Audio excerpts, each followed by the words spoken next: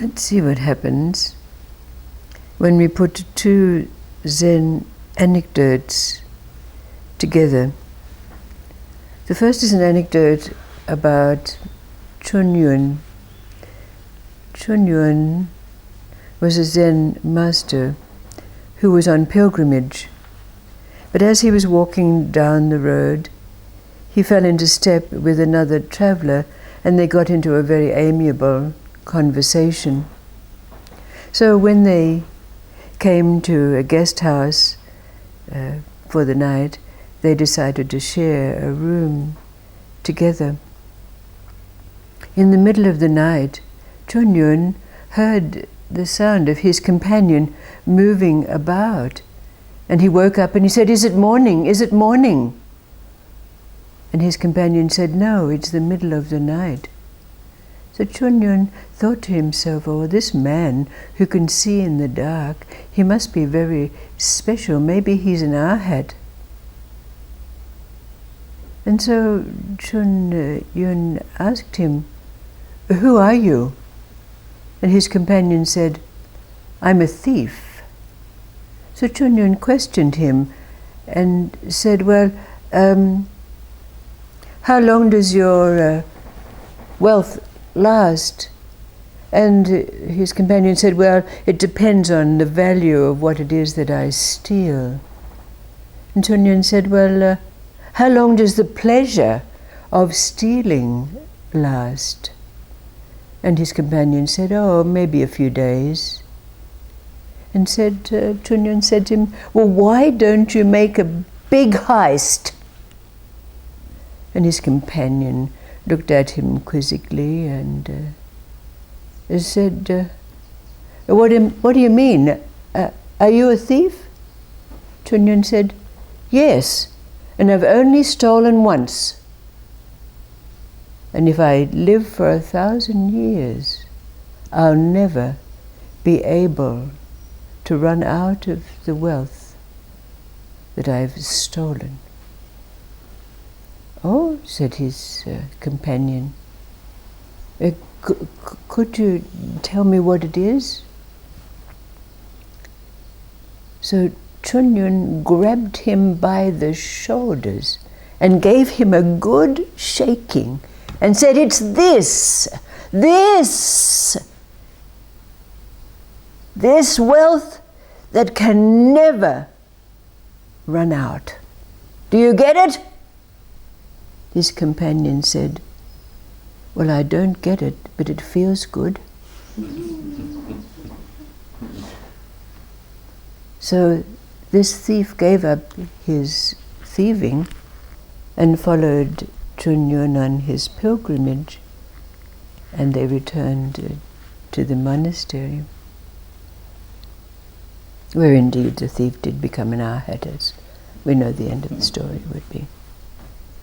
And the second Zen anecdote is about the young man, or maybe not quite so young now, who went to the great Zen master, Chao Chao, and he said to Chao Chao, "I've been with you for 2 decades now, and since you've never taught me anything, I ask permission to go and seek another master." And Chao Chao said, "What do you mean, I've never taught you? Did I not meet your gaze when I walked into the meditation hall? Did I not lower my eyelids when you handed me a cup of tea? Did I not pass you the bowl of rice when we were sitting in the dining hall?"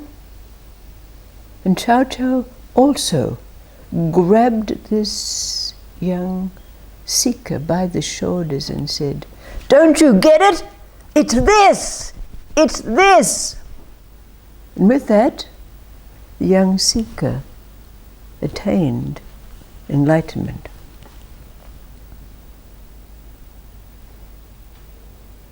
So the direct question could be asked of us, what is this?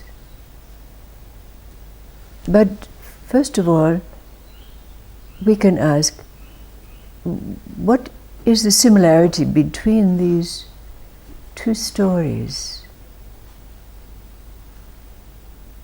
These Zen stories, or Chan, as they're called in Chinese. What's the similarity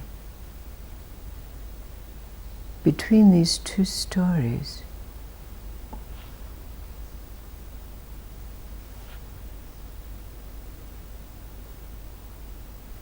Well, apart from the fact that they both get shaken, it's like they have it, but they don't know.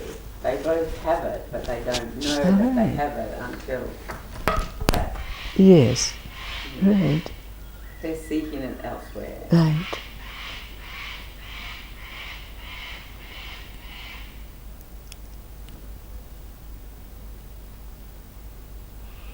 So, does that obviate the need for the question to be asked, what is this? Can we answer this?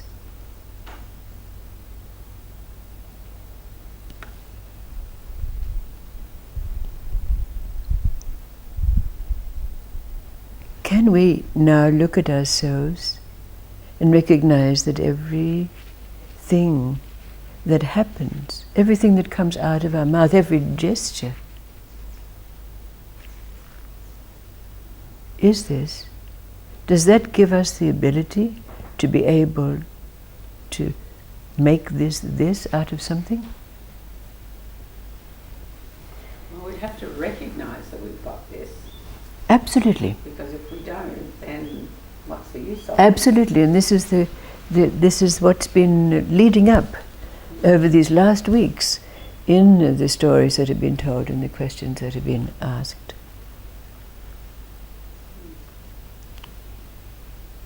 So, is this a paradox, a place that we're arriving at, that there's no answer to it?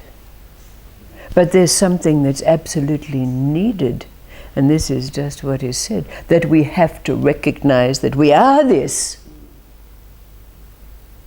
Otherwise it doesn't work, does it? It does not work. Because you'd then be thinking about what you have to say. Exactly. Instead of just expressing. Or qualifying afterwards what you said or you did by, or maybe if I said this, or maybe if I'd done that.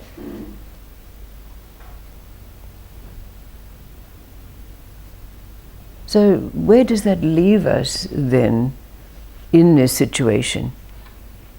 How can we know who we are and what we do without answering the question, what is this? And we realize it is possible. We can. And that's what we need to do.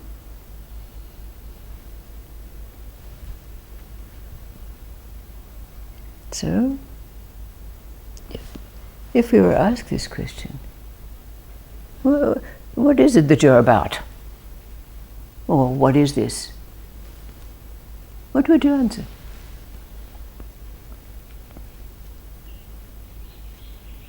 You could say something like, you know who you are. Right. So what is it demonstrated in the act of taking this person, this companion by the shade, it's this! And he's saying, oh yeah, I don't know what it is, but it feels good. Yeah. What is this demonstrated to us? Kind of pulling him out with Of course. eggshell. Yeah. That's right. Shaking him out. Shaking him out of it. It's him, it's you, it's me, it's everything in this moment. Shh, right now, here, That's right. That's right. now. That's why we have to grab the moment, because it is this. It is now. Only now. And when we grasp that, we never have any unfinished business. We say and do what is needed in the moment. And that's this, isn't it? Can you put that into words? You can't. But you can know what is behind it, isn't it? Isn't that what we're aiming for? And for that we have to acknowledge this. Right? This is a manifestation of that which Yes. is like I know. And we can, of course. Play with it. So this is being here now. This is Always. always alert, present, intensely present. Then whatever it is that is said or done, the touch, the shake, whatever it is doing that, isn't it? Because that we recognize. Whoever is the recipient of that, even though they might not at that moment grasp it with their mind, oh yeah, I don't know what it is, but I get it. Right? Absolutely. No question. Yes, because sometimes you have told me something and I don't get it at that moment. But later on I'll go, that's what it is. Exactly. I get it. It's also those extreme moments where it's almost danger. I've had, driving through flooded water or something. I'm so present because but there's a feeling in that. It's like, whoa, I feel truly alive in that moment. Totally. Yeah. But it's only those really extreme moments where there's no choice in that moment. That's You right. have to be there. And can we live in those extreme moments? Yes, we can. We can live with that degree of intensity. We need to. No automatic pilot. No switching off. No diversions. When we go through the phase where nothing brings us any diversion anyway, we go try to watch a movie or play a game or and that wears itself out. So we finally recognize, I have to be here. I have to be alert. I have to be present. That's it. And can we do and live with that kind of intensity? Yes, and we have to. That degree of attention and intensity of attention. That's this. Thank you.